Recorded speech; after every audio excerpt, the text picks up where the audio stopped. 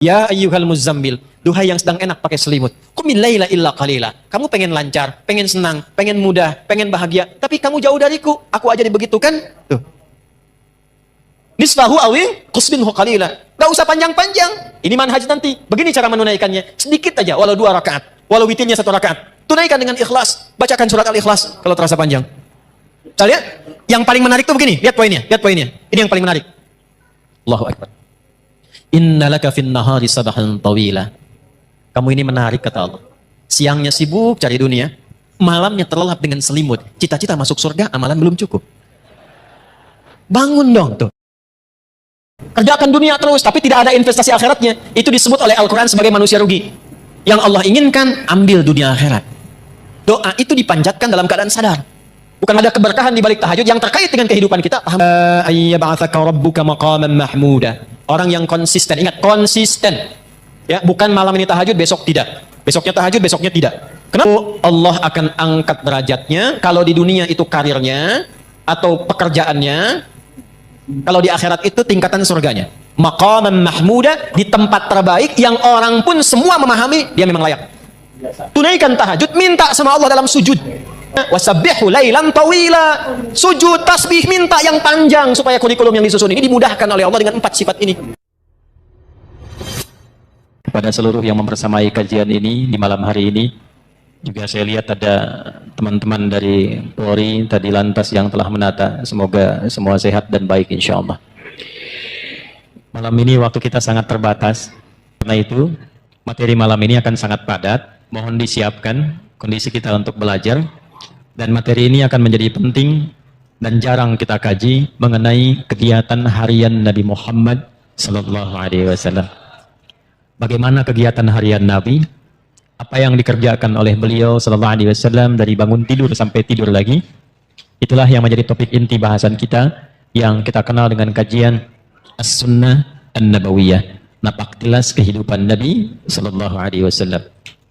Di pertemuan yang lampau kita telah belajar tentang cara bangun tidur Nabi Sallallahu Alaihi Wasallam, dan kita telah keluarkan juga hadisnya, khususnya yang disampaikan oleh sahabat junior Abdullah bin Abbas radhiyallahu taala anhuma, yang dikutip keterangan ini oleh Imam Abu Daud dalam kitab Sunannya nomor hadis 1367.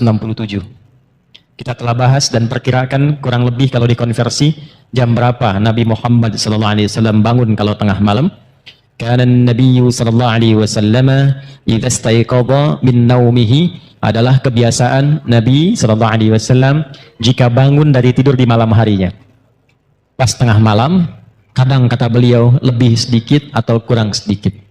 Jadi kalau kita ambil di pertemuan lalu, patokannya kurang lebih lah kalau kekinian di 1:30 jam 2 seperti itu. Standarnya demikian.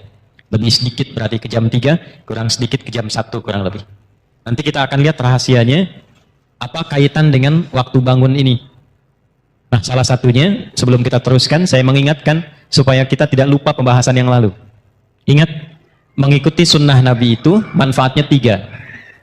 1, ketika kita ikuti sunnah Nabi Muhammad SAW dengan diniatkan mengerjakan itu, bukan sekedar beraktivitas, tapi diniatkan mengikuti Nabi, seketika dituliskan langsung pahala. Jadi punya nilai akhirat. Begitu kemudian kita niatkan, saya bangun tidurnya ingin mengikuti petunjuk Rasulullah. Jadi begitu bangun diikuti, dituliskan pahalanya. Di mana bangun tidur ada yang punya pahala? Pahala itu singkatnya bekal akhirat. Jadi kan pindah tempat beda bekal ya. Ini gambaran gampangnya. Tadi siang saya sampaikan di Metro. Kalau kita sekarang berada di Lampung, di Indonesia, mau ke Amerika, hukum di Amerika dengan di Indonesia sama tidak? Tidak. Kemudian ada yang berangkat umrah ke Saudi, mata uang yang dipakai sama tidak? Hukumnya sama tidak? Nah, ini kaidah standar, pindah tempat, pindah hukum. Kebiasaan di Lampung dengan kebiasaan di Sumatera bisa berbeda, di Kalimantan bisa berbeda. Maka muncul apa yang disebut dengan kaidah al-'adatul muhakkamah. Kebiasaan di satu tempat menghadirkan hukum baru yang berbeda dengan tempat lain. Nah, kaidah ini kita pakai untuk menerapkan itu pada alam yang akan kita jumpai setelah meninggal. Jadi masih di dalam dunia. Kan Lampung dengan Amerika sama-sama dunia. Lampung dengan Kalimantan sama-sama dunia, ya kan? Jelas ya? Sama-sama dunia saja, beda tempat, beda hukum. Sekarang kita akan meninggalkan dunia. Dan diviralkan di toa masjid ad-du'a, telah meninggal dunia. Kan? Bisa si fulan gitu ya. Telah meninggal dunia, artinya meninggalkan dunia ini, berpindah ke tempat baru. Dan jangan dipahami ketika pindah tempat itu bakalnya sama. Karena kalimat kitanya sudah mendeklarasikan dengan fitrah, meninggal dunia. Artinya meninggalkan semua yang dilakukan, dikerjakan, dan ini poinnya, dilekatkan dalam kehidupan dunia. Ini baju nih, ini dunia. Ya, ini minuman, makanan, dunia. Jadi ketika ditinggalkan, ini tidak berlaku di alam yang baru. Handphone ini dunia, sebagus apapun. Antum pindah dari dunia ke alam baru, barzakh namanya. Tempatnya disebut dengan kubur. Pertanyaan saya, handphone sebagus-bagusnya itu ikut gak ke alam kuburnya? Ada beda hukum. Sayang kalau kangen nanti miss call aja ya, kalau papa meninggal nggak bisa. Mau miss call-nya khairayyarah, mau syarrayyarah tidak akan bisa masuk. Ya. Mayyamal miss call dzarratin khairayyarah, ya? Ataupun syarrayyarah. Minuman juga begitu. Apa yang berlaku di dunia tidak berlaku di alam kubur, apalagi di akhirat. Maka balik bertanya, apa bekal saat kita nanti berpulang kepada Allah saat meninggalkan dunia ini? Maka diberi rumus. Ya, diberi rumus. Apa rumusnya? Pekerjaan kita yang dikerjakan di dunia itu disebut amal namanya. Semua amal itu saat dikerjakan akan punya nilai akhirat, dipandang baik oleh Allah. Bila perbuatan itu dipandang baik oleh Allah, maka seketika dia punya nilai akhirat. Sesuatu yang dipandang baik oleh Allah singkatnya disebut saleh. Maka pekerjaan kita, amal kita, jika saat dilakukan bersamaan dengan itu punya nilai akhiratnya, pastikan semua amal itu punya sifat saleh. Amal bertemu saleh disebut dengan amal saleh. Nah, amal saleh itu maksudnya saat dikerjakan, dunianya dapat perbuatan itu, hasilnya ada, akhiratnya pun dituliskan. Itu yang dimaksudkan. Kalau orang cuma melakukan amal tanpa saleh, rugi dia. Allah kasih 24 jam nih dalam sehari. Kerjakan dunia terus, tapi tidak ada investasi akhiratnya. Itu disebut oleh Al-Quran sebagai manusia rugi. Bahkan turun satu surah 103. Ya, manusia yang beraktivitas namanya disebut insan. Manusia yang berdasarkan kecenderungan nafsunya disebut dengan bashar. Manusia dengan karakter lembutnya disebut dengan ins. Manusia dengan sifat sosialnya disebut nas. Manusia berdasarkan keturunannya disebut dengan Bani Adam. Ketika Allah menyebutkan manusia, nama terkait aktivitasnya disebut kalimat insan. Wal asr. Aku bersumpah demi waktu yang aku berikan pada manusia supaya diisi dengan perbuatan. 24 jam. Cuma sayang, innal insana lafi khusr. Sungguh manusia yang beraktivitas menata waktu itu, mengisi waktu itu, tidak semuanya mendapatkan keuntungan. Tidak semua mampu mengolah waktu menjadi baik. Dan ada orang-orang yang ketika beraktivitas Allah pandang lafi khusr, rugi dia. Ya, rugi. Kenapa? Karena dia tidak menyiapkan bukan dunianya, bukan. Di sini bukan bicara dunia. Bukan bicara dunia. Jadi kalaupun Anda sukses, terukur urusan dunianya. Jam 7 saya kerjakan ini, jam 8 melakukan ini, jam 9 rapat di sini, jam 12 mendapatkan hasil ini, jam 3, jam 4, jam 5, sampai tidur di malam hari. Tapi dunia, ayat ini tetap mengatakan Anda rugi. Karena ketika Anda meninggalkan dunia itu, ternyata tidak punya apa-apa untuk dibawa. Maka Allah memberikan pilihan. Ya, kalau saya tanya begini, Anda pilih dunia atau akhirat? Yang akhirat angkat tangan. Dah turun. Yang dunia? Ya, baik. Gak apa-apa, kan pilihan ya. Menang tidak dapat hadiah, kalah pun tidak dosa ya. Ternyata Anda banyaknya ngangkat pilih akhirat. Ternyata ketetapan Allah tidak begitu. Yang Allah inginkan, ambil dunia akhirat. Ya kan doanya begitu kan? Wa minhum may yaqulu rabbana atina fid dunya wa fil akhirati. Jadi nggak mungkin dapat akhirat kalau tidak melalui dunia. Jalan akhirat itu dunia. Nggak bisa, tanpa dunia dapat akhirat tuh nggak bisa. Bagaimana caranya sholat supaya benar? Tertutup aurat. Ini dunia untuk menutup itu. Ini dunia nih, tembok segalanya, dunia. Jadi untuk mendapatkan akhirat butuh apa? Nah, sifat pekerjaan dunia disebut amal. Sifat keberkahan akhirat disebut soleh. Kalau ingin sekaligus dunia akhirat, maka pastikan setiap amal jadi illalladzina amanu wa amilus. Kecuali orang beriman. Allah ingin memberikan sindiran halus tapi dalam. Standarnya orang beriman itu pasti sukses dunia akhirat. Jadi standar orang beriman itu pasti amalnya soleh. Ya, begitu mengerjakan perbuatan punya nilai akhiratnya. Ini apa fungsi mata apa? Melihat. Tapi orang beriman melihatnya bukan sekedar melihat, karena kalau cuma melihat itu dunia. Dunia semua bisa dilihat. Bagaimana caranya ketika mata ini melihat, melihatnya yang soleh? Karena itu ketika mata disebutkan imannya ikut untuk menunjukkan standar orang beriman, matanya pasti soleh. Quran surah 24. Laki-laki ayat 30, perempuan 31. Qul lil mu'minin, mata dulu sebelum iman dulu sebelum matanya. Viralkan Muhammad SAW pada setiap insan yang mengatakan dirinya beriman. Yaghuddu min absarihim, matanya hanya digunakan untuk melihat yang baik saja, yang saleh. Jadi imannya bekerja.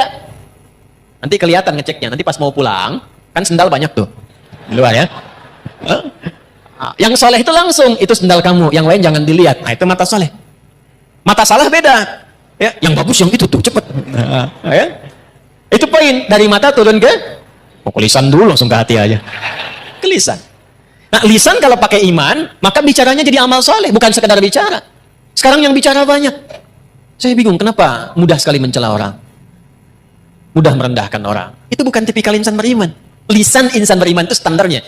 Imannya dulu, baru lisannya. Quran surah 49 ayat 11. Ya ayyuhalladzina amanu. Iman dulu sebelum lisan. La yashar qaumin qaum. Standar lisan orang beriman tidak mudah mencela. La yaghtab ba'dukum ba'dha, tidak bikin hoax. Tidak mudah menggibah. Tidak mudah membicarakan keburukan orang lain. Saya tidak begitu, Ustaz. Bagus, tidak seperti orang itu tuh, orang itu mah. Nah, itu lisan beriman. Itu standar, teman-teman, standar. Jadi kalau ada kehilangan itu sekarang, mengaku beriman mudah menjatuhkan orang dengan lisan, mudah mencela, berarti ada masalah dalam imannya. Di bawah standar itu. Ya, sebentar. Ya, betul. Tuh kan, bayi juga protes tuh. Nah, sekarang untuk mengembalikan itu dari ujung kepala sampai ujung kaki supaya benar jadi amal saleh, lisan ini ketika bicara baik, itu bukan sekedar dapat keberkahan dunia, tuliskan pahala akhirat. Ya, pahala akhiratnya dapatkan. Yang paling menarik nanti, dunia dapat, akhirat dituliskan. Itu satu, pola mengikuti Nabi. Dua, saya agak cepat. Orang yang membiasakan diri beraktivitas mengikuti kegiatan Nabi, maka Allah akan merubah orang itu menjadi orang baik yang punya sifat keteladanan. Langsung jadi teladan. Dalilnya apa? Quran surah ke-33 ayat 21.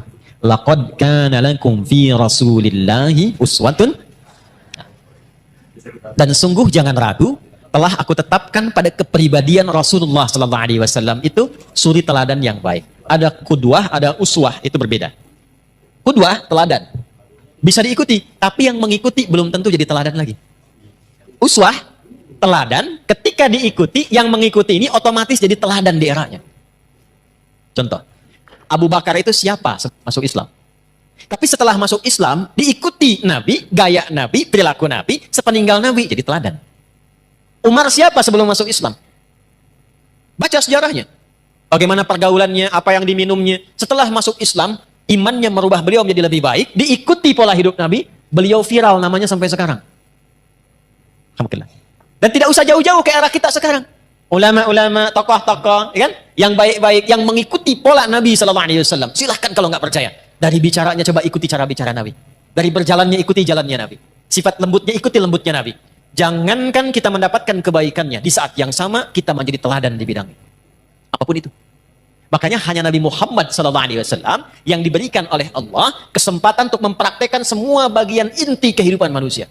Anak beliau jadi anak, suami jadi suami, kemudian maaf, suaminya pun diperkenankan istrinya lebih daripada 4. Kenapa? Saya pernah sampaikan termasuk di sini, karena seluruh istri Nabi itu mewakili semua karakter perempuan di muka bumi. Jadi nanti kalau antum pulang ke rumah, tinggal dicek istri antum mirip siapa. Hah? Lihat tuh. Kalau Sayyidah Khadijah agak jarang tuh. Begitu dilihat, setengah masalah hilang. Ya, Sayyidah Khadijah, dengar kata-katanya, masalah hilang betulan. Antum lihat istri, tambah masalah, repot. Ya. Nah, maka berlatih. Jadi ayah, figur. Jadi kakek, figur. Jadi pemimpin, figur. Pedagang, figur. Perawat yatim, figur. Jadi tetangga, figur. Tetangga, Nabi. Sekarang tetangga masa gitu. Ya. Dulu, semua jadi contoh. Nah, ini poin. Ini poin. Yang telah kepada orang itu. Turun cinta Allah. Ini yang mahal. Jadi antara amalan yang cepat mendapatkan cinta Allah itu salah satu amalan yang intinya mencoba meneladani keutamaan Rasulullah SAW. Itu begitu dikerjakan, walaupun mungkin amalannya sederhana, tapi kita sedang mencoba mendapatkan cinta Allah Subhanahu Wa Taala. Apa dalilnya? Quran surah ketiga Ali Imran di ayat ke-31. Qul in kuntum tuhibbunallaha fattabi'uni yuhibbukumullah. Katakan Muhammad, viralkan kepada umatmu, siapa yang serius mencintai Allah, buktikan cintanya dengan mengikuti petunjuk Nabi Muhammad SAW. Ikuti kebiasaannya. Bukan hanya sholatnya, awas. Sholatnya seperti sholat Nabi, bagus. Akhlaknya kayak Nabi gak?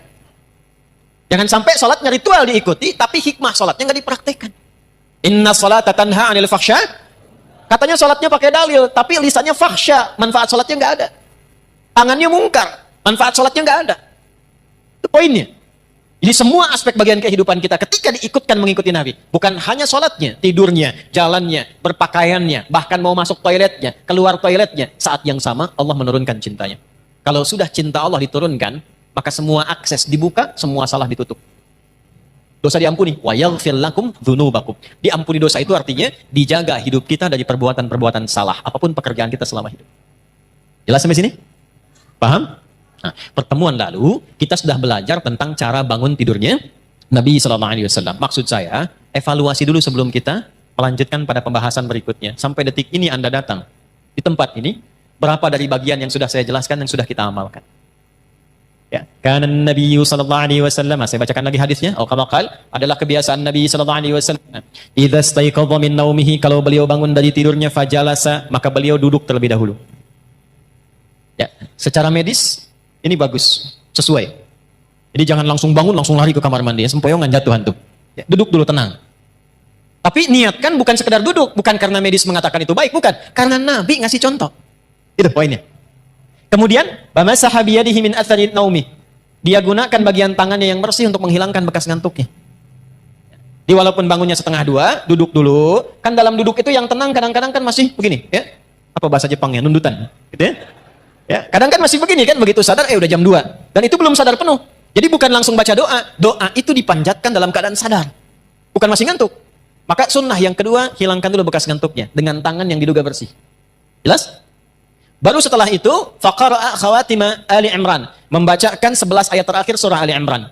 Ya, baca di situ, dibacakan dengan lisan, difahami dengan pikiran, diniatkan dengan hati untuk mengamalkan. Kita sudah bahas di pertemuan lalu, intinya menyusun kurikulum hidup di hari itu, dunia sampai akhiratnya. Kan spiritnya begitu ya? Bagi yang baru bergabung, lihat lagi episode yang sebelumnya. Jadi nggak ada orang Islam bangun tidur yang nggak punya agenda, nggak ada begitu. Standar orang Islam itu bangun sudah punya agenda, hari itu mau ngapain? Bangun tidur apa yang mau saya kerjakan?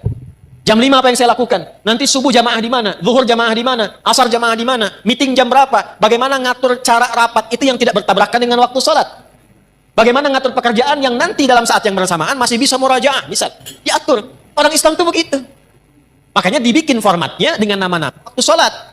Begitu bangun ketemu subuh. Setelah itu kan dari kata asbah yang sudah siap dengan rencana. Was-subhi idza tanaffas. Quran surah 81 ayat 18. Dan aku bersumpah demi waktu subuh kalau sudah tiba bersamaan dengan nafas yang keluar yang baru itu, agenda kita sudah tersusun. Cek di pertengahan siang, siang itu nahar, tapi zuhur. Zuhur itu dari kata idhar, jelas terang.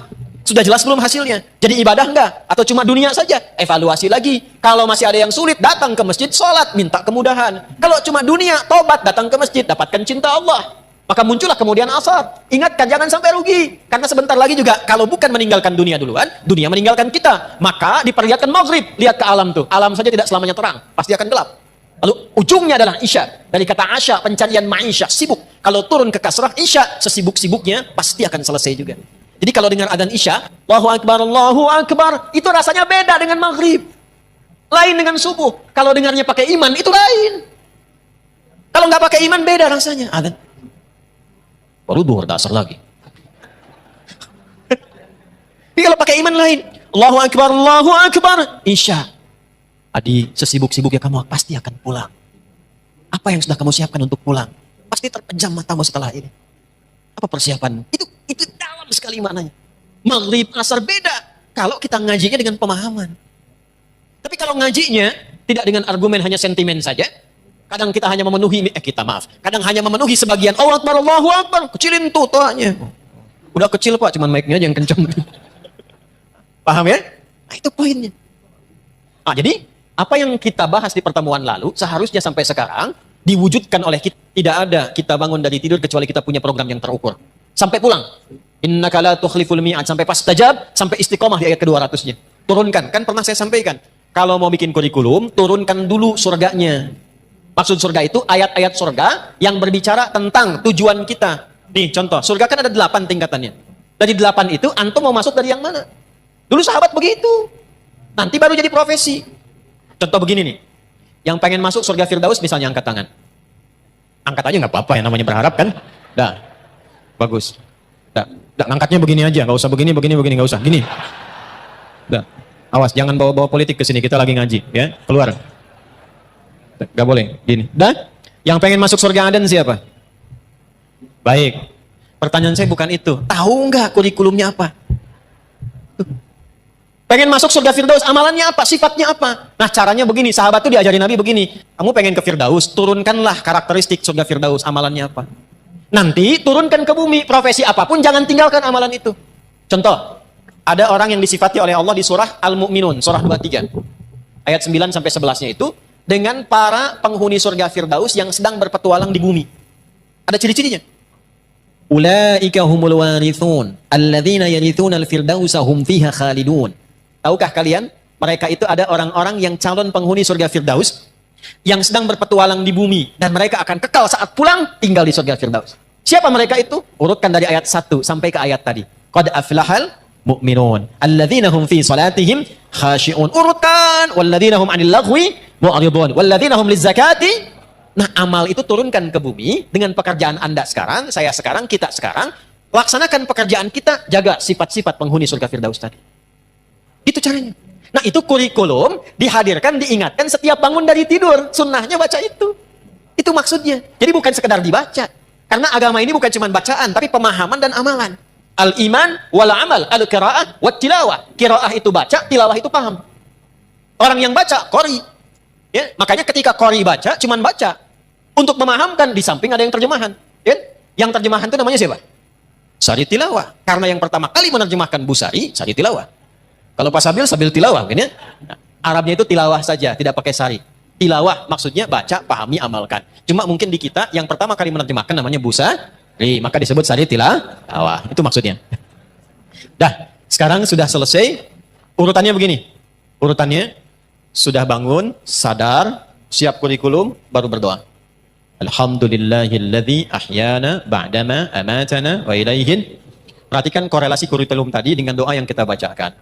Dikhawatirkan baca itu bagus, tapi nggak tahu artinya. Padahal itu komitmen.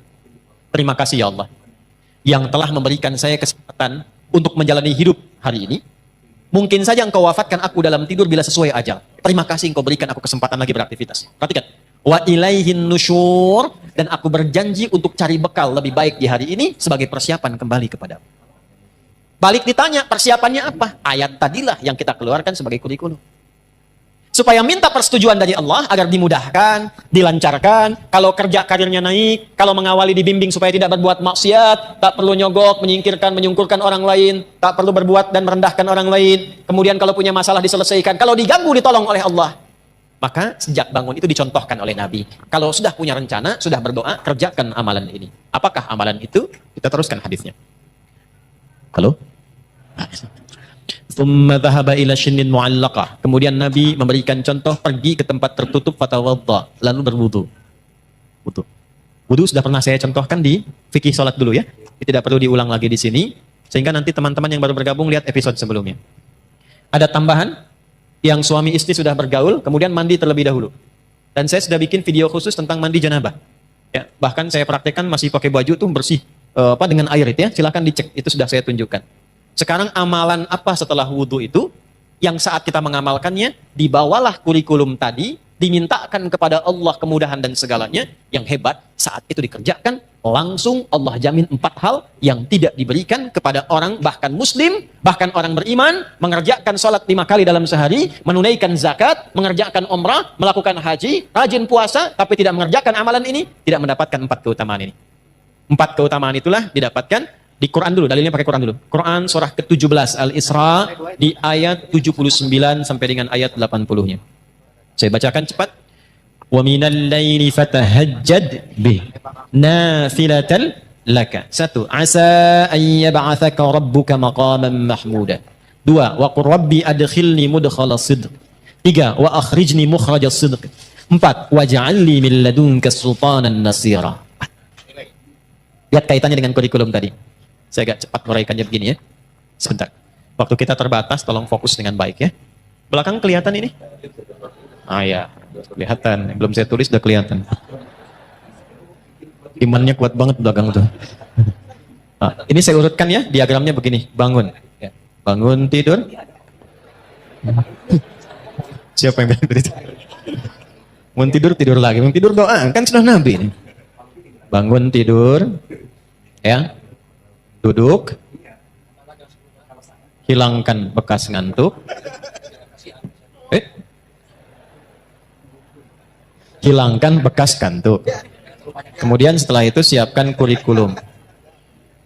Ini dibaca tuh begini. Ada di ilmu psikologi, kalau kita ingin menguatkan diri itu, katakan dengan lisan kita. Katakan, supaya makin kuat. Itu ilmunya dipakai diantaranya oleh Korea untuk menyusul Jepang. Di Korea itu anak-anak kecil dulu yang dari TK-TK itu, kalau mau masuk sekolah atau bikin sesuatu, dia katakan, harus lebih dari Jepang, harus lebih dari Jepang. Jadi Jepang misalnya bikin Honda, dia bikin Hyundai.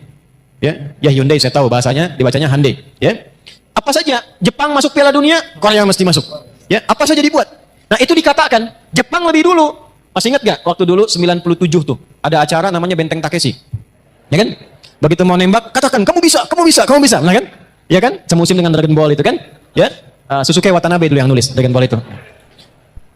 Kenapa jadi ke situ ya? Nah ini, bacakan, katakan, Quran surah 3, ayat 190 sampai 200.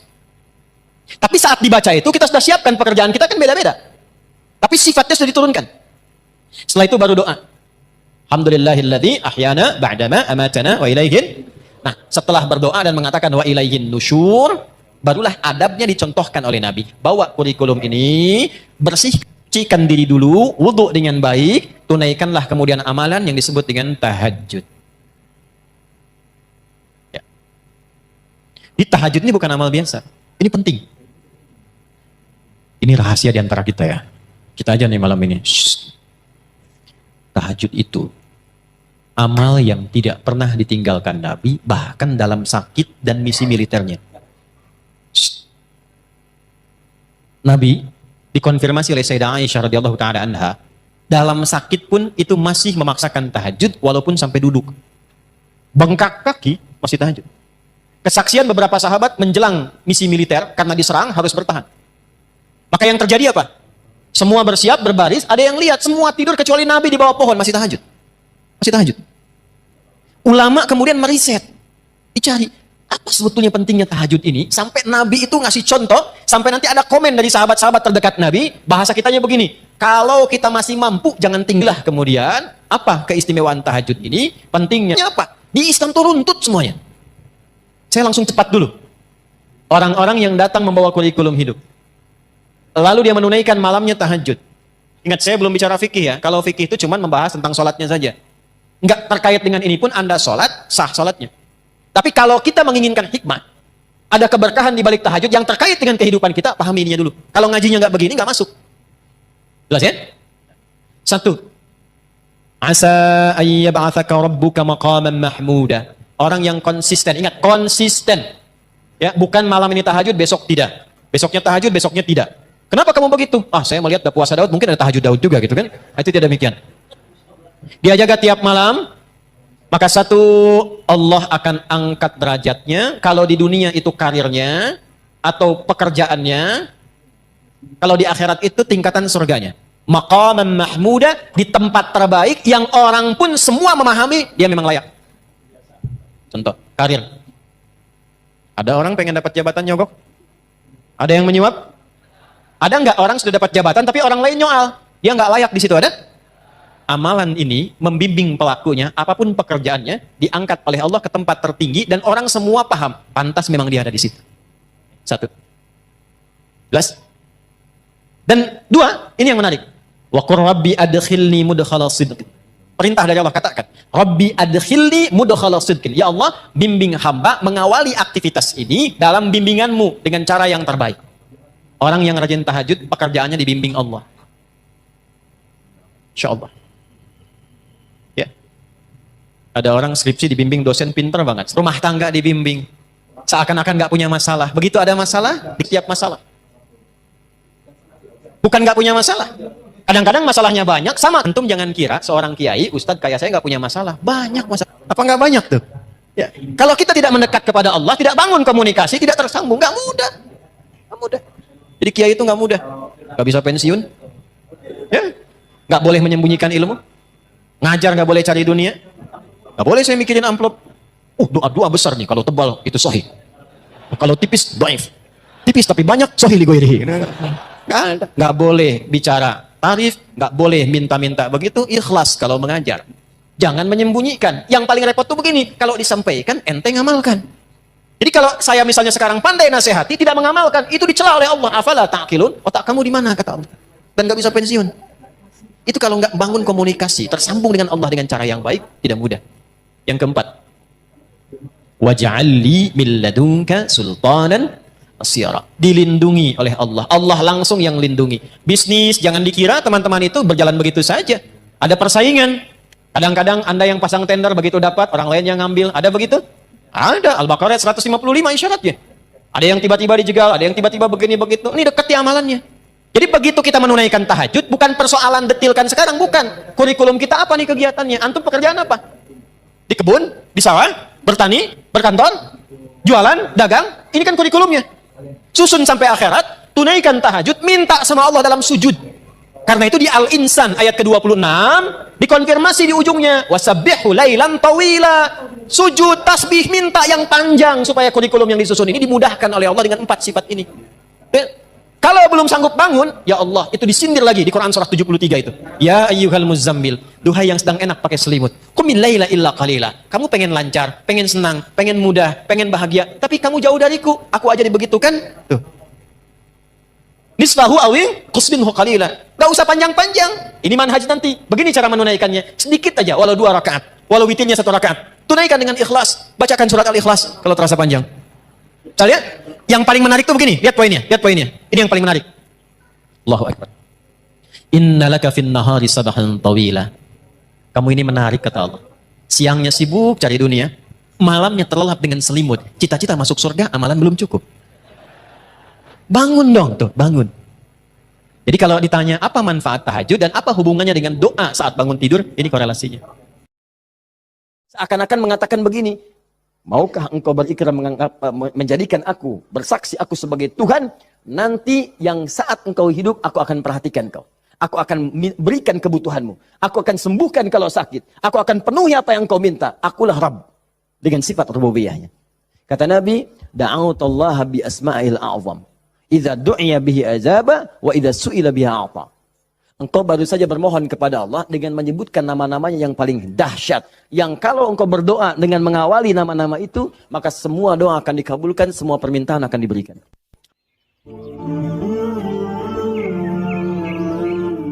Quran surah keempat ayat 103. Allahu Akbar. Ini dasarnya. Fa'idha qadaytumus shalah. Quran surah 4 An-Nisa ayat 103. Paling kanan, agak sedikit ke tengah. Fa'idha qadaytumus shalah fadhkurullah. Ya, maka jika anda telah tuntas mengerjakan salat, telah selesai salatnya, fadhkurullah. Segeralah berzikir kepada Allah subhanahu wa ta'ala. Jadi sunnah amalan pasca salat, zikir. Ya, mengerjakan semua aktivitas yang mengingatkan kita dengan Allah subhanahu wa ta'ala. Zikir. Ragamnya sudah kita bahas. Ya. Dari mulai istighfar, bacaan kalimat tauhid, Allahumma antas salam, bacaan ayat-ayat Al-Quran, sampai dengan doa Nabi yang singkat terakhir kita bahas, sampai kita dalami detailnya, dari mulai ilmu yang bermanfaat, rizki yang terbaik, dan amalan yang diterima. Kita sudah sampai situ kan? Baik. Sekarang kita lanjutkan, supaya tidak banyak mengulang, kita lanjutkan pada hal yang paling pokok, ketika Nabi bermohon kepada Allah menunjukkan satu contoh, ingat, contoh. Di Nabi itu sifatnya ada langsung membimbing doa, ada diberikan doa contoh, yang dengan doa itu maksudnya tidak harus sama seperti itu. Kalau kebutuhannya beda, boleh minta yang lain. Tapi akan lebih bagus baca dulu standar doanya, baru tambahkan minta kepada lain-lainnya. Misal, kita turunkan misalnya. Kalau Anda punya kebutuhan pasca salat, ingin berdoa, boleh. Apa dalilnya? Di Ibnu Majah itu, nomor hadis 925. Nabi berikan doa standar. Allahumma inni as'aluka ilman nafi'a wa rizqan tayyiba wa amalan mutaqabbal. Minta ilmu, awas, yang bermanfaat. Minta rizki yang berkah dan mohon diterima amalannya. Ilmu bermanfaat, rizki berkah, diterima amalan. Tiba-tiba Anda punya permintaan spesifik misalnya.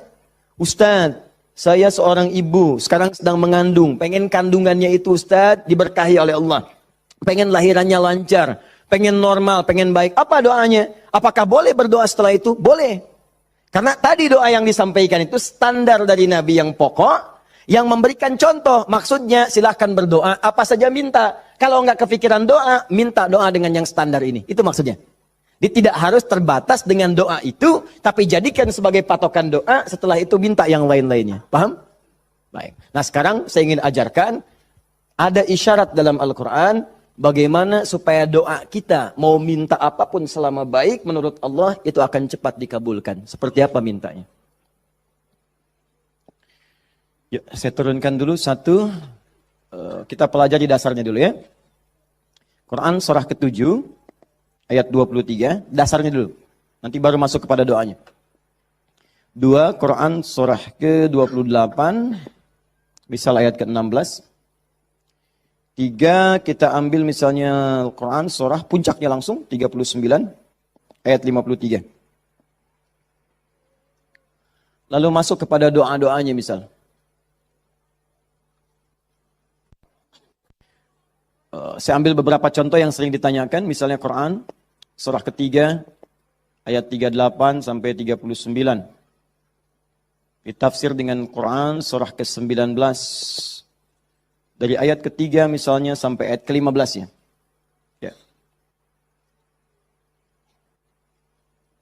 Ada lagi misalnya kita turunkan doa orang sakit misalnya, Quran surah ke-26 ayat 80. Bisa jadi penyakitnya lebih parah, kita turunkan Quran surah 21 ayat 83 sampai 84. Oh, doa paling favorit misalnya Quran, apa yang paling favorit? Masya Allah, sapu jagat, luar biasa ya. Anda tanya orang Arab, nggak ada yang tahu. Ya, cuma orang Indonesia. Atarif sapu jagat? Sapu jagat. Orang Indonesia luar biasa. Ada doa sapu jagat, doa sapu nggak ada jagatnya, doa jagat nggak ada sapunya. Quran surah 2 ayat 201. Paling kanan sebelah bawah. Saya contohkan ini dulu ya, yang lainnya banyak. Saya contohkan dulu sedikit supaya agak batas untuk kita bisa berdialog. Begini, kita mulai.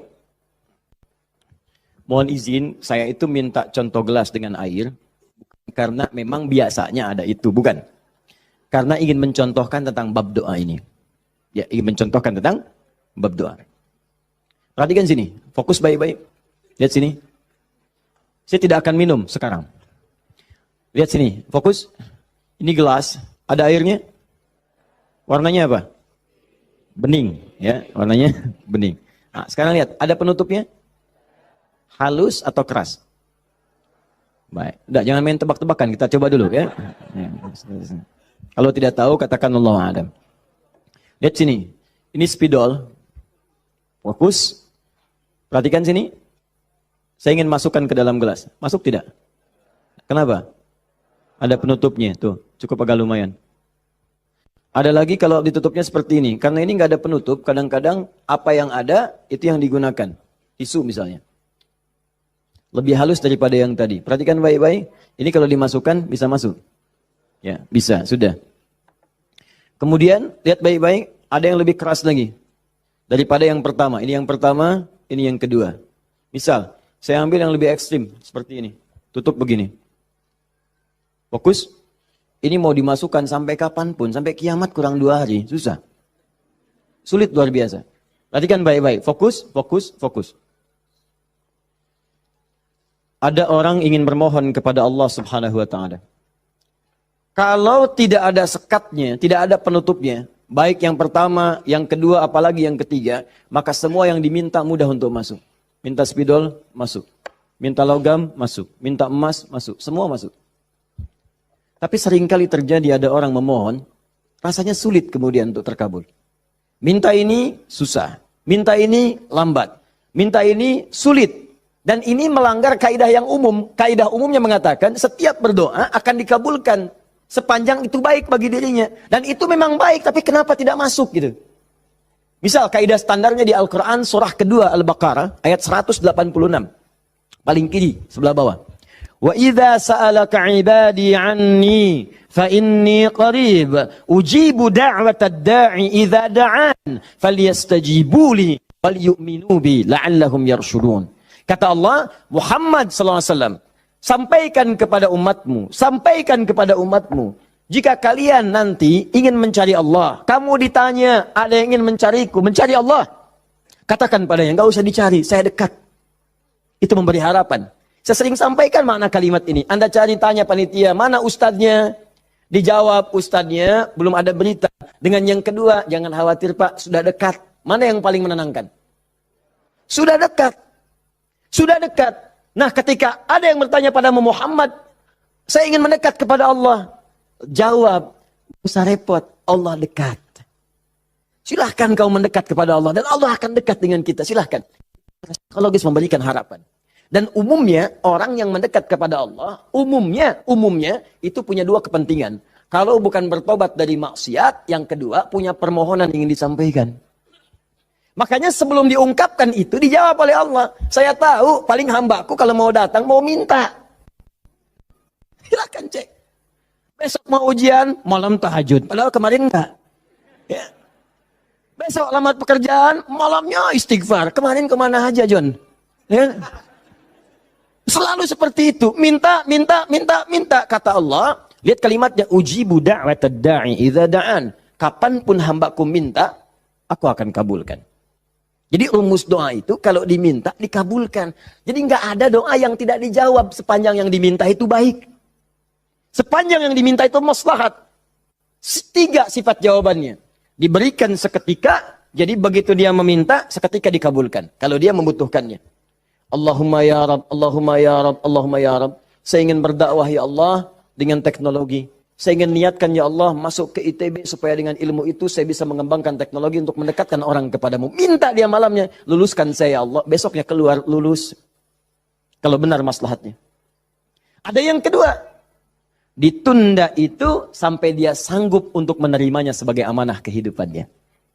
Tidak seketika dijawab, tapi nanti ketika dia sanggup baru diberikan. Karena kalau Allah berikan dalam hal tidak sanggup, tidak adil Allah. Karena Allah tidak memberikan ujian pada yang tidak sanggup. La yukallifullahu nafsan illa usaha. Jadi sekali lagi sering saya katakan, kalau Anda sedang diuji, jangan mengeluh. Karena Anda pun dipercaya oleh Allah. Allah yakin dengan Anda, kenapa Anda ragu? Jadi kalau Anda sekarang punya musibah, punya ujian, entah di rumah tangga ujiannya berat, entah di kantor misalnya ujiannya berat, entah dalam kehidupan, semuanya, semua orang tidak ada yang tidak punya ujian, semua diuji. Wala nabluwannakum bisyai, kata Allah, Quran surah kedua ayat 155. Semua yang hidup punya ujian. Dan sifat ujian itu tidak akan diberikan pada yang tidak sanggup. La yukallifullahu nafsan illa wus'aha. Kalau kamu nggak sanggup, saya nggak akan berikan, kata Allah. Jadi kalau ibu sedang punya ujian di rumah tangga, jangan mengeluh, Bu, seberat apapun, karena ibu itu sanggup. Allah percaya pada ibu, kenapa ibu nggak yakin? Antum punya ujian di kantor, berat rasanya Ustadz, betul memang berat, tapi Anda yang sanggup. Kalau ujian itu diberikan pada Adi Hidayat nggak sanggup. Anda hebat, kata Allah, kenapa Anda mengeluh? Ya Allah, kenapa saya? Ya Allah, ya emang kamu yang sanggup. Why me? Why not? Iya. Jadi semuanya itu ada ukurannya, nggak usah khawatir itu dengan itu semua. Ada takarannya, ya. Dan Allah itu punya sifat keadilan yang sangat luar biasa. Rizki adil, semua diberikan. Kadang-kadang itu nalar belum sanggup menalarnya. Yakin dulu iman, begitu iman hikmah datang. Kan dulu pernah saya sampaikan untuk analogi sederhana tentang cicak dan nyamuk. Masih ingat? Coba cicak, bagaimana beraktivitasnya? Merayap di mana? Dinding. Makanannya apa? Yang paling utama nyamuk. Nyamuk apa aktivitasnya? Terbang. Nyamuknya punya sayap, cicaknya tidak. Kan pernah saya sampaikan, kalau nyamuknya punya akal dan jenius, cicak jadi mainan. Cicak di dinding, dia dekat lampu. Cicak, ayo sini kalau berani. Alhamdulillah, hewan tidak diberi akal. Tapi bukan itu yang mau saya sampaikan. Keadilan Allah menjadikan cicak tetap mendapatkan makanan. Orang tua kita nggak punya banyak dalil. Cuman fitrahnya memberikan kepada kita gambaran-gambaran kehidupan. Dikatakan oleh mereka, cicak di diam-diam. Bayangkan, yang Allah tuntut cak, merayap. Rayap aja. Mau diam-diam, mau biasa. Dicontohkan, diam-diam aja merayap. Diam-diam merayap. Teruskan, datang seekor nyamuk. Ketika cicak merayap, datang seekor nyamuk. Bukan cicak yang mendatangi nyamuk, nyamuk yang mendatangi cicak. Siapa yang memberikan dorongan nyamuk datang ke cicak? Allah. Jadi kalau dia mengerjakan ikhtiar dari Allah, maka datanglah hasilnya. Cicak, kamu merayap aja. Begitu merayap, datang seekor nyamuk. Selanjutnya, silahkan. Ya. Tangkap. Selesai. Itu poin yang pertama. Jadi saya ingin berikan gambaran dalam kehidupan ada unsur keadilan yang diberikan oleh Allah Subhanahu wa taala. Jadi yang pertama tadi langsung diberikan, yang kedua ditunda dia saat sanggup menerimanya. Kalau nggak sanggup, nggak akan dikasih. Anda punya anak 5 tahun, ya, pengen minta hadiah pada Anda. Bobo, motor. Pengen minta motor. Anak 5 tahun pengen minta motor beneran, dibelikan nggak? Ya, Anda mampu. Tapi pada saat itu, nanti nak ya, Bapak belikan motor yang hebat. Sekarang motor yang ini dulu, motor-motoran. Setelah itu, dia siap 2 tahun, 3 tahun, 4 tahun, 10 tahun ke depan diberikanlah motor itu. Apa karena Anda tak mampu memberi? Tidak, karena dia belum siap. Anda minta sekarang, tiba-tiba 10 tahun kemudian Anda dapatkan. Cuman saat dapat, Anda nggak sadar kalau itu tuh hasil doa Anda yang dulu. Itu. Kadang-kadang demikian. Anda pengen jadi dokter. Ujungnya kan dokter, masuknya pengen ke UI. Tiba-tiba keterimanya di Undip misalnya. Tapi kan jadi dokter juga. Anda pengen proyek yang besar. Dikerjakan sekarang, nggak dapat. Doa belum terkabulkan. Tiba-tiba 10 tahun kemudian, dapat proyek yang besar yang nilainya ternyata diakumulasikan 10 tahun ke belakang. Itu doa Anda. Kalau pengen bukti lebih dalam, betapa banyak orang tua yang berdoa sejak anaknya masih dalam kandungan. Pengen ini, pengen itu. Dikabulkan setelah anaknya 20 tahun dia keluar dari kandungannya. Itu kan hasilnya. Makanya ketika anak sukses, kata Al-Quran surah ke-46 ayat ke-15, ada isyarat di sana. Kalau Anda sukses, jangan menilai dulu kesuksesan itu adalah hak Anda, kewajiban Anda, atau atas jasa Anda. Barangkali Anda cuma 30%, 70%-nya ibu yang dulu pernah menangis di keheningan malam. Ya Allah, jadikan anak saya seorang insinyur, ya Allah. Ya Allah, jadikan anak saya, ya Allah, orang yang saleh. Ya Allah, jadikan anak saya si fulan. Bapak Anda yang dulu cuma makan singkong, datangnya ke sawah, kemudian kerjakan segala rupa, ya Allah. Jadikan anak saya lebih hebat dibandingkan saya. Puluhan tahun yang lalu mereka bermohon kepada Allah, doanya terkabul ke puluhan tahun kemudian. Makanya ketika Anda berhasil, kata Al-Quran, jangan dulu merasa bangga, karena boleh jadi jasa terbesarnya jasa orang tua dulu. Makanya Ismail, perhatikan baik-baik. Ismail yang mendapatkan air zam-zamnya. Lihat.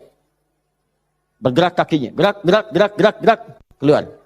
Tapi Anda jangan lupa, ketika Ismail kehausan, ibunya mencari air. Disimpan Ismail, dia bergerak tangan kakinya. Karena kalau anak itu sudah mulai haus baik, pasti tangan kaki itu bergerak. Tapi air nggak keluar. Kapan air keluar? Setelah Sayyidah Hajar bolak-balik. Safa Marwah, bermohon kepada Allah. Positif, berdoa, minta. Ketika kemudian bagian yang terakhir ketujuh itu berada kemudian di Marwah, tiba-tiba mendengar satu percikan air keluar. Kapan air keluar? Karena jejak kaki Ismail yang menendang kemudian ke arah pasir itu, malaikat mengepakkan sayapnya. Keluarlah. Kata ibunya, zam. Zam itu artinya kumpul jangan berhenti. Kumpul jangan berhenti. Kalau kumpul saja mungkin berhenti, ijma. Tahadda. Ini zam. Kumpul jangan berhenti. Sampai sekarang air itu selalu berkumpul, tidak pernah berhenti. Dikenallah dengan air zam-zam. Orang kebanyakan cuma minum zam-zamnya, tapi tidak pernah mendalami kisahnya. Di situ ada bakti orang tua, di situ ada sayang kepada ibu, di situ ada cinta kepada orang tua, dan sangat luar biasa. Poin ketiga, kadang-kadang meminta sesuatu yang A diberikan B oleh Allah. Karena boleh jadi, maaf yang dimintakan itu tidak ada maslahat untuk kita. Dalilnya Quran surah kedua ayat 216, paling kiri sebelah atas. Kutiba alaikumul qitalu wa huwa kurhul lakum. Diwajibkan bagi kalian berjihad, berperang dalam konteks perang, medan perang. Tapi ada juga konteks umum dengan rumus tafsir al-ibratu bi umumil lafzi la bi khususis sababi. Kalau ada lafaz dalam Al-Qur'an jangan dikhususkan pada sebabnya, sepanjang konteksnya umum. Perang terbesar, perang melawan perasaan kita. Perang melawan hawa nafsu. Perang melawan negative thinking, kadang-kadang negatif kepada Allah. Kenapa saya ya Allah? Kenapa ini enggak berakhir ya Allah? Kata Allah, "Hei, asa an takrahu syai'an fa huwa khairul lakum." Boleh jadi kamu enggak suka, tapi ini yang terbaik buat kamu. Kamu kan enggak tahu kapan wafat.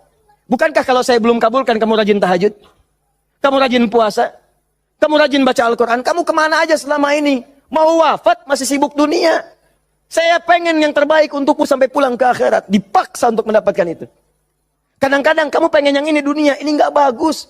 Kamu pengen direktur, kamu maksiat banyak nanti di sana. Cukup level manager saja.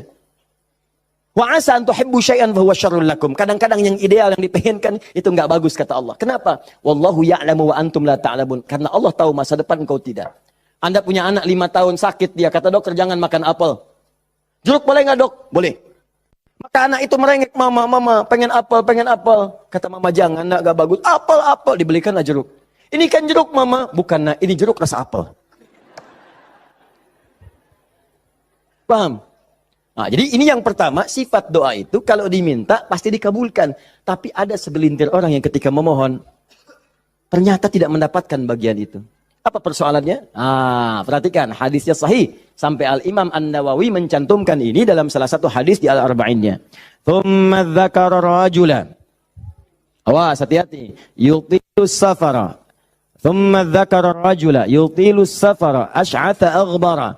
Lalu Nabi mengisahkan tentang seorang lelaki yang menempuh perjalanan panjang sampai tampilannya penuh debu. Ya, bahasa Inggrisnya kurang lebih the kill of the kumel. Ya. Jadi udah banyak debu lah ya dalam dirinya. Awas ya, yamuddu yadaihi ilas sama, lalu mengangkat tangannya ke langit, ngangkat tangan. Nanti saya ajarkan fikih mengangkat tangan ya. Fa yaqulu ya Rab, dan dia berkata ya Rab, ya Rab. Fokus sebentar. Orang ini kisahnya itu punya permohonan yang sangat berat ingin disampaikan. Penting permohonannya. Sangat pengen dijawab. Lalu dia melihat cara doa cepat dikabulkan, diantaranya ada 3. Ada 3. 1, doa dalam perjalanan. Perjalanannya perjalanan pada ketaatan, bukan maksiat. Awas hati-hati, bukan perjalanan maksiat. Dan bukan jalan-jalan biasa. Awas hati-hati. Kau mau kemana? Mau ke Hawaii? Titip doa ya. Doa orang safar kan dijawab. Tuh yang umrah, yang haji, gitu kan? Ya, itu yang dimintakan. Mohon, minta. Tapi kalau yang perjalanan maksiat tidak. Bro, mau ke mana? Las Vegas. Titip doa ya. Itu belum dimohon dan ditolak. Ya, belum dimohon. Jadi, 1, menempuh perjalanan panjang. 2, orang yang mengangkat tangan. Jadi usahakan nanti saat berdoa itu biarkan mengangkat tangan. Nanti ada fikihnya. Ada yang cuma 1 jari misalnya, ya, saat khutbah Jumat khatib ada. Ya, ada yang kemudian mengangkat tangannya, ada yang rendah, ada yang tinggi, ada yang posisi begini ada saat istisqa. Yang standar itu angkat kedua tangannya, ya, sejajar dengan dadanya di sini, sejajar. Sini ya. Dan nggak usah malu. Allah itu kan tidak akan malu untuk memberi. Justru Allah itu dalam hadis sahih, Allah akan merasa malu, di sini bahasa kiasan, majas maksudnya. Membiarkan seseorang yang mengangkat tangannya, kemudian dalam keadaan hampa, artinya tidak menjawab doanya. Dia ada seorang bertanya kepada Rasulullah, ya Rasulullah, bagaimana seorang berdoa mengangkat tangannya? Kemudian Nabi mengatakan, bagaimana menurutmu kalau ada seseorang meminta kepadamu menengadahkan tangannya begini? Ustaz, tolong Ustaz. Di depannya langsung begini. Dua-duanya begini. Kata orang ini, saya malu kalau nggak ngasih. Saya malu kalau nggak ngasih. Maka kata Nabi, Allah lebih merasa malu. Karena Allah itu sifatnya lebih dalam dibandingkan dengan hamba. Rahmannya, rahimnya, pemberinya, wahabnya. Kata Nabi, Allah lebih merasa malu ketika membiarkan seorang mengangkat tangan memohon dan meninggalkan dalam keadaan hampa. Ya, jadi Anda mengangkat, itu biasanya sejajar dengan dada di sini yang standar. Kalau saya biasanya mendekatkan seperti ini. Dan menggabungkan di antara jemari di garis-garis yang ada ini. Kan garis kita itu kan ada garis kan? Kanan kiri. Ya, biasanya kalau saya mendekatkan begitu, kemudian menyatukan dan meluruskan. Lalu bermohon kepada Allah. Ya, nanti ada lagi fikih yang lain menghadap kiblat dalam keadaan berwudu ada. Tapi poinnya mengangkat tangan. Ya, standarnya mengangkat sejajar dada. Boleh seperti ini renggang boleh. Mau dirapatkan seperti tadi boleh. Ya, saya memilih untuk yang merapatkan. Ya, silahkan bebas. Yang penting di sini ada dalil mengangkat tangan boleh saat berdoa. Baik, 2, 3, memohon didahului dengan al-asmaul husna. Memohon didahului dengan al-asmaul husna. Masih ingat yang pertama tadi apa? Safar, perjalanan jauh. 2, mengangkat tangan. 3, dibuka atau didahului dengan al-asmaul husna. Ya, awas fokus. Dalilnya apa? Langsung dari Al-Quran dan Sunnahnya. Di Al-Quran misalnya, Quran surah ke-17. Sudah? Dari ayat 110-nya. Ketika Allah sampaikan, Qulid Allah awid'ur rahman ayyamma tad'u falahul asma'ul husna. Ada? Paling kanan, agak sedikit ke tengah. Qulid Allah. Hei, kalau kamu punya kebutuhan, panggil Allah. Panggil Allah. Bukan panggil dukun, bukan panggil paranormal, bukan panggil yang macam-macam. Panggil Allah, minta. Karena Allah sudah janji. Allah sudah berjanji dalam kandungan kita. Di Quran surah ke-7 ayat 172. Wa idh akhadha rabbuka min bani Adam min zuhurihim dzurriyyatahum wa ashhadahum ala anfusihim. Awas, alastu bi rabbikum? Qalu bala syahidna. Ketika Allah mengambil perjanjian pada setiap anak cucu Adam. Awas hati-hati, sejak dalam masa kandungan, ditafsir di Al-Arba'in, di hadis Nabi riwayat Abu Abdurrahman Abdullah bin Mas'ud radhiyallahu taala anhu. Awas, nomor 4 posisinya di Al-Arba'in, paling kiri sebelah atas. Disampaikan, inna ahadakum yujma'u fi batni ummi, kata Nabi, 40 yawman nutfah, thumma yakunu 'alaqah, thumma yakunu mithla dhalika mudhighah, thumma yursalu ilaihi al-malak. Awas, fayanfukhu fihi ar-ruh wa yaktubu bi arba'in, yu'maru bi katbi 40. Ya bi katbi rizqihi wa ajalihi as'idun huwa am syaqiyyun. Awas hati-hati, dalam usia 4 bulan ditiupkan nafasnya, awas masuk ruhnya, ditiupkan ruh, bernafas dia, ditetapkanlah 4 hal, terjadilah perjanjian pada saat itu. Perjanjian pertama, alastu bi rabbikum, apakah engkau berikrar mau menjadikan aku sebagai Rabb? Siap? Kenapa menyebut Rabb? Padahal Allah bisa mengatakan begini, alastu ilahakum, alastu rahmanakum, tapi Allah mengatakan alastu bi rabbikum, bukankah aku Rabbmu? Rabb tidak disebutkan kecuali mengandung sifat rububiyah. Rububiyah itu perawatan, pengawasan, perhatian. Sifatnya yang paling pendek disebut dengan murabbi. Karena itu guru orang tua disebut murabbi. Karena orang tua memperhatikan, orang tua merawat. Kalau tanpa batas, perawatannya cepat, perhatiannya dalam, hilangkan kalimat mimnya. Muncullah kalimat Rabbnya. Maka Allah disebut dengan Rabbun. Kalau kita meminta, Allah lebih cepat pemberiannya dibandingkan dengan hamba. Dan tidak ada batas. Rabbun, Rabbun, Rabbun. Makanya setiap kita minta, disebutkanlah kalimat Rabb itu. Silakan cek, setiap permintaan ada kalimat Rabbnya. Rabbana atina fid dunya hasanah, wa fil akhirati hasanah, wa qina adzabannar. Rabbana zalamna anfusana, rabbighfirli wa li walidayya. La yukallifullahu nafsan illa laha ma wa 'alaiha mak. Rabbana la tu'akhidna in nasina aw akhtana. Jadi kenapa disebutkan kata Rabb itu memberikan isyarat, seakan-akan mengatakan begini, maukah engkau berikrar menjadikan aku, bersaksi aku sebagai Tuhan, nanti yang saat engkau hidup, aku akan perhatikan kau. Aku akan berikan kebutuhanmu. Aku akan sembuhkan kalau sakit. Aku akan penuhi apa yang engkau minta. Akulah Rabb. Dengan sifat rububiyahnya. Makanya setiap Anda minta, Rabb, Rabb, Rabb, Rabb, Rabb, Rabb. Jelas? Saya kembalikan. Ketika Anda memohon kepada Allah, dahulukan dengan al-asmaul husna. Qulidu'ullah. Panggil Allah, minta. Kalau ada masalah minta, ya Allah, maaf ya, bukan bikin status. Bukan bikin status. Diuji dengan musibah yang dibikin status. Aku tidak menduga akan seperti ini.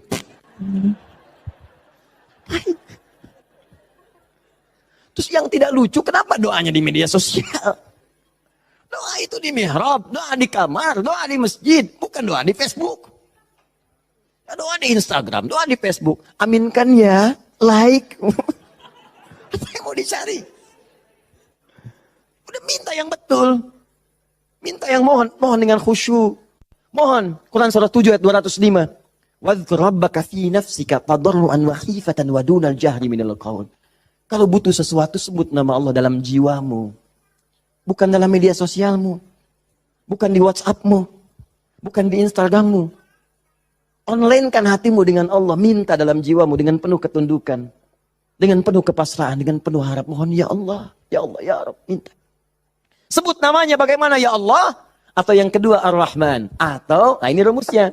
Ayyamma tad'u. Atau kapanpun kamu ingin panggil minta sama Allah.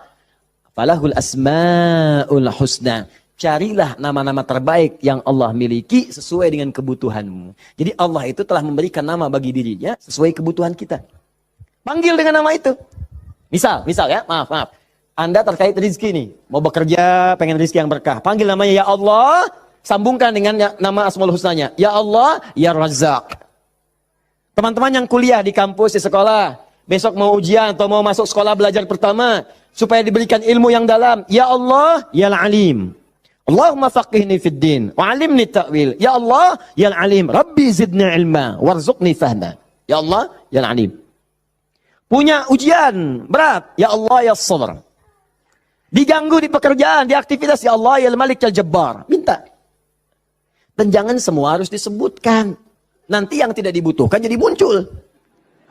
Ya Allah, ya Rahman, ya Rahim, ya Malik, ya Kudus. Memang boleh, nggak apa-apa. Kalau untuk ibadah, bacakan itu boleh. Tapi kalau untuk bermohon, saya sarankan cari yang sesuai kebutuhan.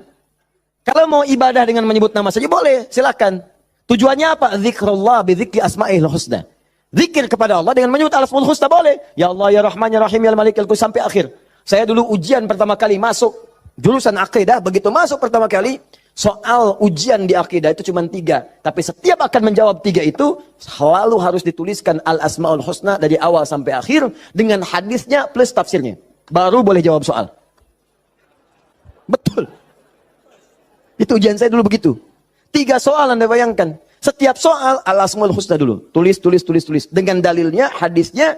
Hadis itu dibagi 2. Hadis pokoknya, hadis klasifikasinya. Setelah itu tafsirnya, baru boleh jawab soal.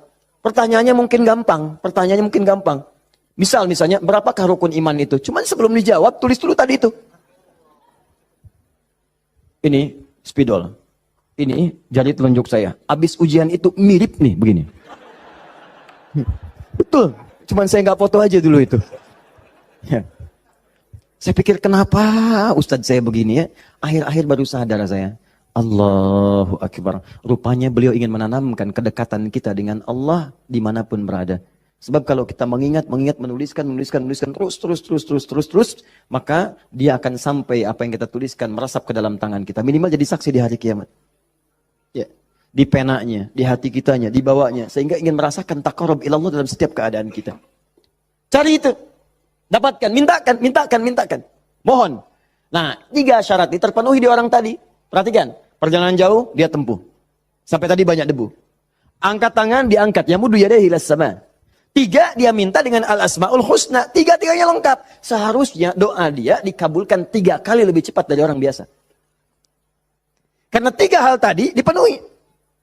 Qurannya ada, hadisnya ada. Bahkan Sayyid Sabiq itu pernah menulis kitab Al-Aqaid Al-Islamiyah. Dalam bab Al-Asma'ul Husna disebutkan hadisnya populer. Hampir kalimat-kalimat tauhid di kitab-kitab hadis ada hadis ini. Seorang setelah menunaikan salat kemudian berdoa kepada Allah Subhanahu wa taala di samping Nabi sallallahu alaihi wasallam, dia berkata, "Allahumma ya Allahul Ahad. Ya Allahul Ahadus Samad, alladzi lam yalid wa lam yulad wa lam yakul lahu kufuwan ahad. Allahumma ighfirli." Dia sebelum mintanya Allahumma ighfirli, tapi sebelum minta didahului dengan Al-Asmaul Husna. Kata Nabi, "Atadri madza tad'u? Atadri madza da'ut?" Tahukah engkau bagaimana engkau baru saja berdoa? Allah wa Rasulullah alam, saya enggak tahu ya Rasulullah maksudnya apa. Kata Nabi, "Da'autullaha bi asma'il a'zam. Idza du'iya bihi azaba wa idza su'ila biha a'ta." Engkau baru saja bermohon kepada Allah dengan menyebutkan nama-namanya yang paling dahsyat. Yang kalau engkau berdoa dengan mengawali nama-nama itu, maka semua doa akan dikabulkan, semua permintaan akan diberikan. Hadis selesai. Orang ini melakukan ketiganya. Tapi apa jawab Nabi? Allahu Akbar. Dia sudah menempuh perjalanan jauh, dia sudah mengangkat tangannya ke langit, dia menyebut ya Rab, ya Rab, ya Rab. Kata Nabi, "Anna yustajabu lidzalik." Bagaimana doamu bisa dijawab? Bahasa singkatnya, mustahil dijawab. Mintalah kamu begitu sampai kiamat kurang 2 hari. Gak akan dijawab. Dia ada orang sudah mengerjakan 3 amalan dahsyat, tapi doanya gak dijawab. Kenapa dia? Allahu Akbar. Famat'amu haramun. Karena yang biasa dia makan haram. Mashrabu haramun, minumannya haram. Malbasu haramun, pakaiannya haram. Wa ghudhiya biharamin, dan sumber kehidupannya haram. Maka jadilah yang haram itu seperti sekat seperti ini. Nutuplah cawan doanya. Semakin banyak kumpul, jadilah sekatnya makin kuat begini. Jadi bukan Allah nggak ngabulkan, mau dikabulkan susah, mental terus tuh, mental. Karena masih tertutup dengan yang haram. Maka dari itu, kalau Anda banyak berdoa, padahal doa itu maslahat untuk Anda. Secara umum seharusnya dikabulkan secara umum. Tapi tiba-tiba kok aneh gitu. Enggak lagi. Coba lihat, mungkin ada sekat dalam diri Anda. Mungkin ada maksiat, ada yang haram pernah dikerjakan. Buka dulu, buka cawannya. Keluarkan yang haramnya. Buka. Bagaimana membuka itu? Inilah yang tadi kita contohkan dengan ayat-ayat tadi. Tidak ada manusia yang sempurna. Yang sempurna makhluk diciptakan. Makhluk yang sempurna itu cuma malaikat. Tidak ada manusia yang sempurna. Sepanjang kita manusia pasti pernah berbuat salah. Tapi mungkin kesalahan itu menjadi penutup dari keinginan yang ingin kita mohonkan kepada Allah. Kenal Nabi Adam?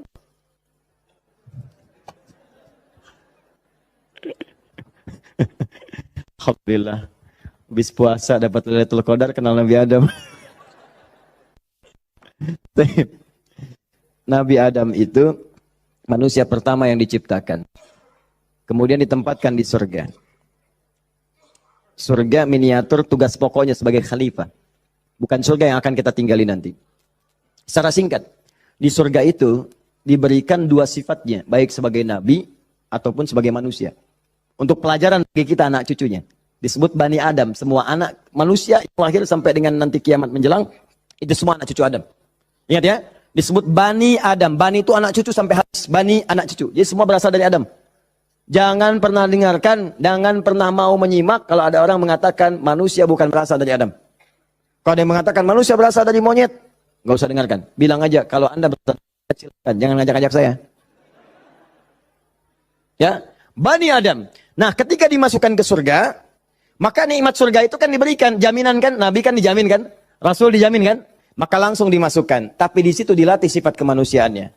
Apa sifat kemanusiaannya? Quran surah kedua ayat 35. Wala taqraba hadhihi syajarata fatakuna minadh zalimin. Awas. Wa qulna ya Adam uskun anta wa zaujukal jannah. Kami firmankan Adam, kamu dan pasanganmu, istrimu masuk ke dalam surga. Wa kula minha haitsu syi'tum ragadan haitsu syi'tum. Silakan nikmati semua kenikmatan di surga. Wala taqraba. Tapi jangan dekati ini. Jangan sentuh yang ini. Hadhihi syajarata, pohon yang ini. Sentuh pun gak boleh, mendekat gak boleh. Awas. Jadi nanti ada yang dahsyat, larang itu, larang. Perintahnya ada yang mendekat pun gak boleh. Apalagi dikerjakan. Zina, perintahnya wala taqrabu zina, jangan dekat-dekat. Jadi kalau ada perintah dalam Al-Quran jangan dekat-dekat, berarti dosanya gede, besar. Mendekat ya gak boleh. Kalau dikerjakan makin dahsyat dosanya. Makanya zina masuk ke dalam sab'ul mubiqat, 7 dosa besar. Dekat-dekat aja gak boleh. Nah, cuman psikologi masyarakat sekarang itu, kalau nggak boleh dekat-dekat, makin penasaran.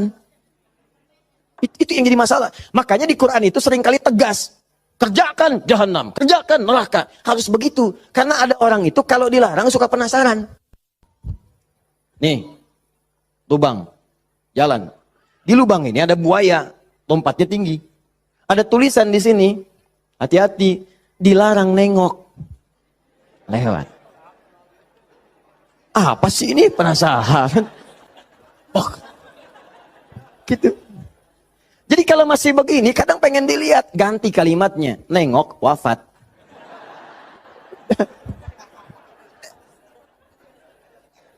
Selesai. Udah. Itu sederhana gitu. Ya, makanya banyak kalimat di Quran tuh begitu. Hati-hati. Ya, orang yang merencanakan pembunuhan berencana, Quran surah 4 misalnya kan, An-Nisa. Ya, misal, dia ayat ke 92-nya. Wa may yaqtul mu'minan muta'ammidan fajazaohu jahannam. Orang yang sengaja merencanakan pembunuhan, satu orang beriman saja, maka dia sudah pesan kapling neraka jahanam. Khalidan fiha, kekal di dalamnya. Wa ghadiballahu alaihi, Allah murka kepadanya. Wa la'anahu dilaknat wa 'adalahu 'adzaban 'azima, dan dijanjikan siksa yang dahsyat. Siapa yang pengen pesan kapling di neraka jahanam? Maka muncul yang seperti itu, datang. Saya kembalikan ke sini, maka caranya adalah buka dulu ini nih. Buka dulu sekatnya. Tidak ada yang sempurna. Makanya Nabi Adam ketika kemudian ditempatkan di surga, surga ujian ya, bukan surga yang akan kita tempati. Dari mana dalilnya Ustaz? Karena di surga nanti kita itu sudah nggak ada ibadah lagi. Nggak ada ibadah. Nggak ada yang salat lagi, nggak ada yang puasa lagi. Cukup di dunia aja. Di akhirat tinggal mendapatkan hasilnya. Kita panen nanti. Ya, jangan terlampau soleh. Cita-cita di surga supaya bisa sholat tahajud. Allah, Bapak tuh terlampau soleh. Udah tahajud di dunia aja. Nyampe sana tinggal nikmati. Tinggal dinikmati. Kebiasaan dunia masuk semua. Ya Allah, makan, nikmat, pengen anggur, gak usah jauh-jauh, tinggal ngambil. Masya Allah. Ustaz merokok boleh enggak? Oh, silakan, ambil apinya di neraka. Ya.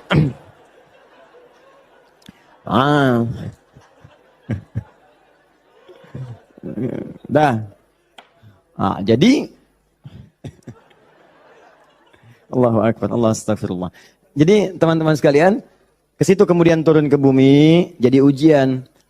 Digodalah oleh setan. Waswasalahum syaitan. Digoda oleh setan. Singkatnya ketika digoda itu, kemudian godaan itulah yang menjauhkan Nabi Adam dan pasangannya dengan Allah Subhanahu wa taala. Turunlah terpeleset turun ke bumi. Singkatnya jadi pelajaran itu. Perhatikan baik-baik. Ini yang mau saya sampaikan. Ketika Nabi Adam, padahal beliau Nabi, sifat Nabi itu maksum. Kenapa diperkenankan oleh Allah berbuat salah pada saat itu dengan sifat kemanusiaannya? Padahal beliau Nabi.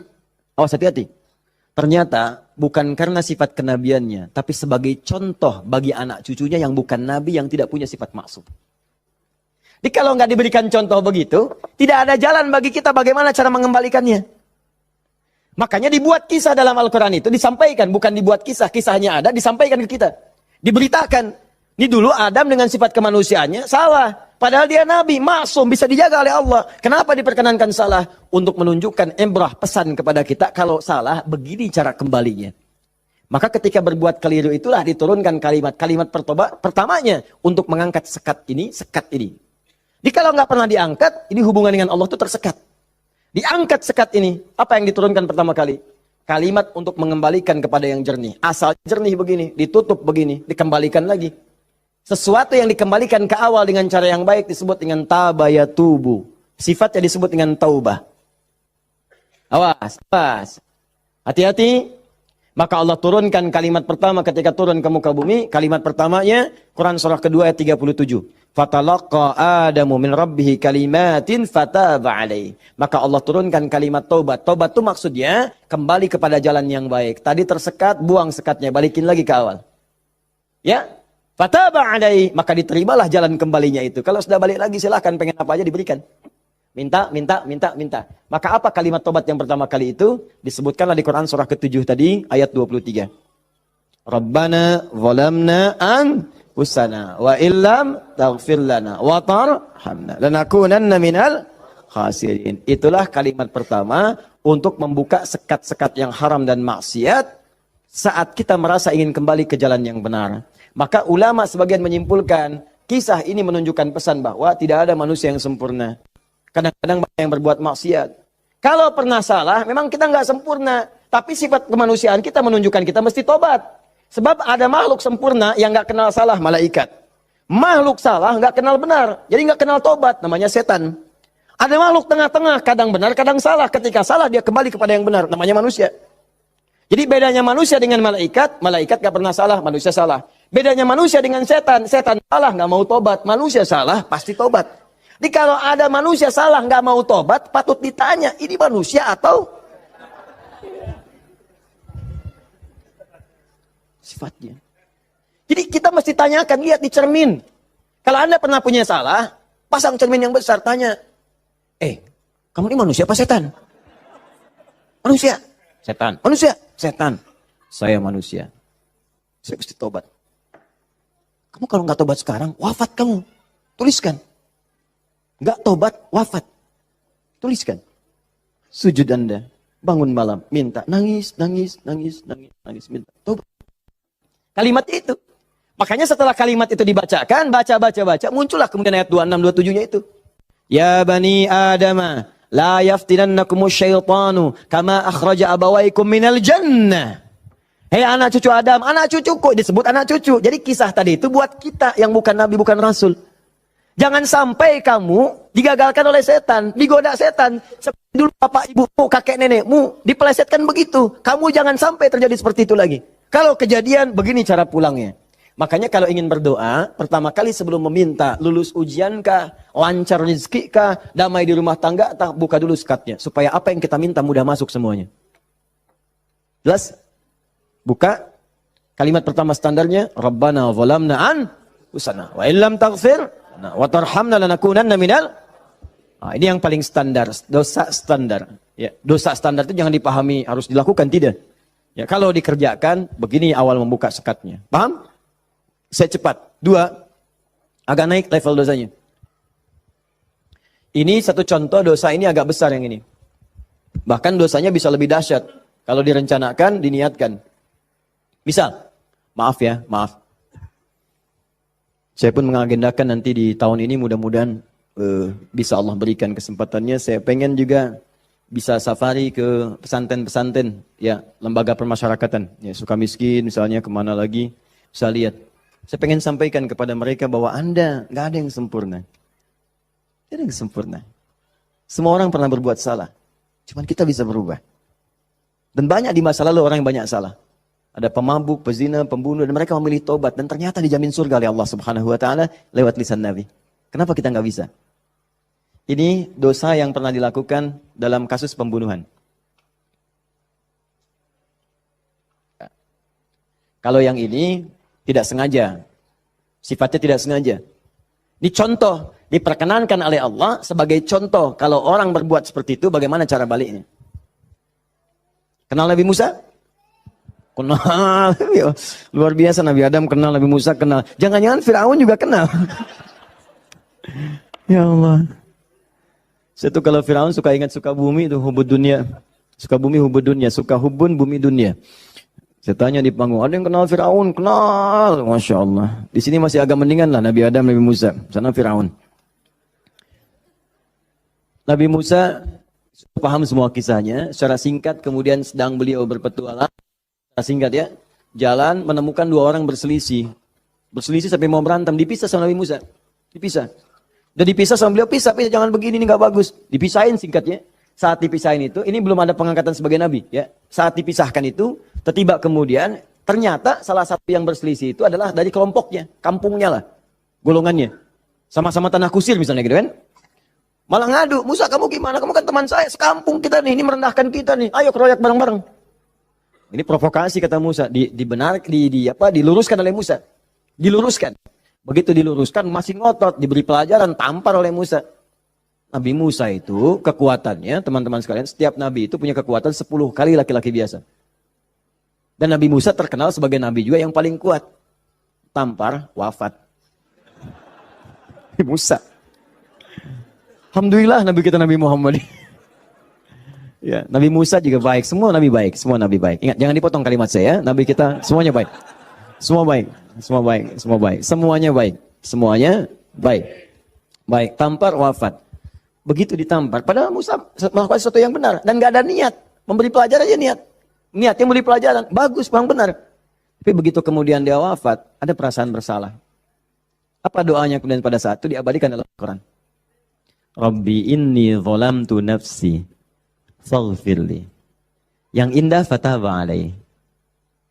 Rabbi inni zalamtu nafsi, ya Allah aku salah, zalim saya. Padahal gak diniatin loh Pak Bu. Gak diniatin. Cuman kejadian gitu kan. Dan itu belum ada pengangkatan sebagai nabi, belum. Nanti diangkatnya setelah bertemu nanti kisah yang lainnya. Di secara singkatnya, terjadilah peristiwa itu, lalu turunlah kemudian diabadikan doanya dalam Al-Quran. Rabbi inni zalamtu nafsi. Jadi kalau ada di antara kita, misal, pernah berbuat siapapun, tingkat kesalahannya sampai ke sini, tidak sengaja, atau pernah berbuat yang serupa, cepat taubat. Karena kalimatnya sudah turun. Nanti kalau sampai hari kiamat gak taubat, lebih berat lagi. Coba mau berkata apa di hadapan Allah Subhanahu wa taala? Hei, aku kan dah turunkan kalimat di bumi supaya kamu tobat. Kamu kan pernah bunuh orang kan?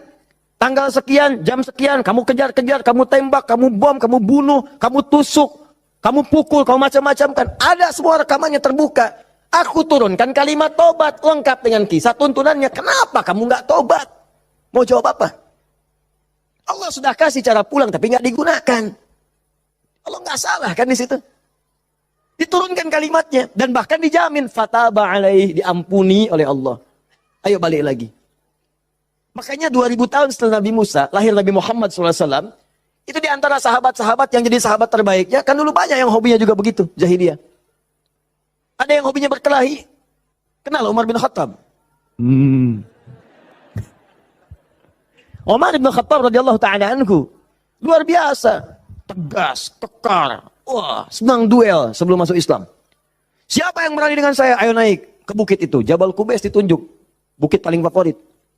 Naik ke sana. Yang sekarang ada istana raja di situ. Ya di samping Zam-Zam itu. Naik.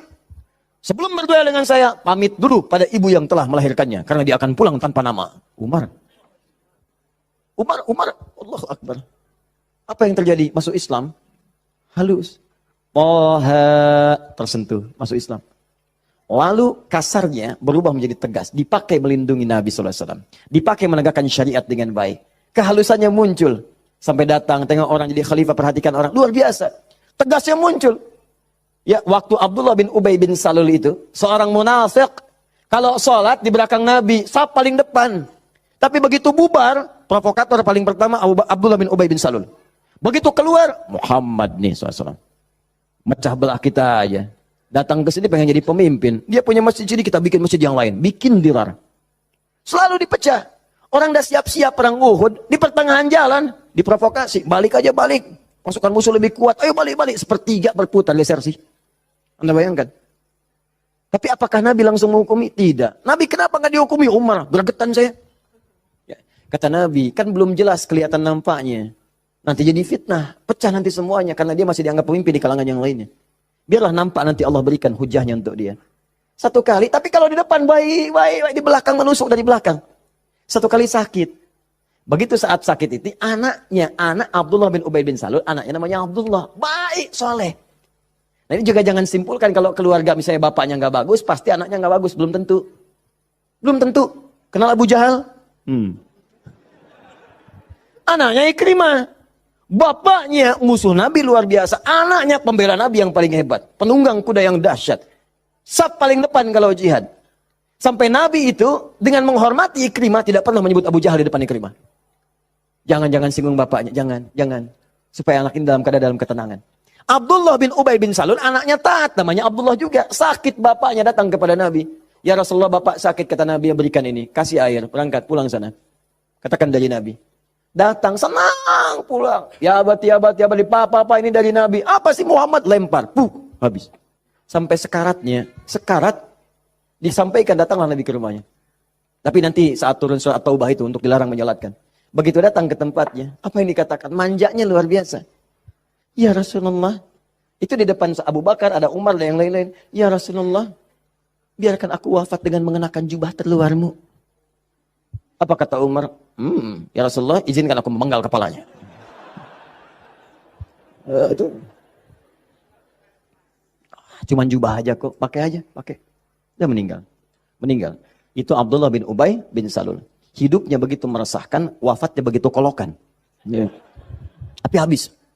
Nah, jadi yang pertama itu, coba, udahlah, banyak yang tobat. Umar jadi bagus. Tukang begal, Jundub bin Junadah. Wah, sekampung begal tobat. Jadi dai, sekampung jadi soleh semua. Saking dahsyatnya, kampung itu dikenal di kemudian hari. Namanya Gifar. Sampai dikenal dengan Abu Dzar al-Ghifari. Sampai Al-Imam An-Nawawi mengutip hadisnya. Di Al-Arba'in itu nomor hadis 18. Ya, Jundub bin Junadah. An Mu'adz bin Jabalin wa Jundub bin Junadah radhiyallahu ta'ala anhuma qala Rasulullah sallallahu alaihi wasallam. Ya, ittaqillaha haitsu ma kunta wa atbiz sayyatil hasanatan amhuha. Ainal hadis? Mana hadis? Mana Qur'annya? Apa yang antum kerjakan tiap hari? Ngitung lagi. Mana bekal antum tuh pulang? Minimal sehari satu hadis. Ambil, walaupun nggak hafal hadis kan nggak mesti hafal, baca hadisnya, lihat terjemahannya, amalkan isinya, buka konsepnya. 57 hadis, kitab iman, tiap hari baca satu. Antum pebisnis, keluarkan hadis-hadis bisnis, tiap hari satu. Kalau Al-Quran hafalkan, satu hari satu ayat, tak apa-apa. Pulang punya hujah di hadapan Allah. Di tiap hari ngitung-ngitung dunia, wafat tinggal semua. Apa yang mau antum ambil? Berharap surga lagi. Takutlah kepada Allah, mulai yang baik. Jundub bin Junadah taubat, dikenal dengan Abu Dzar al-Ghifari.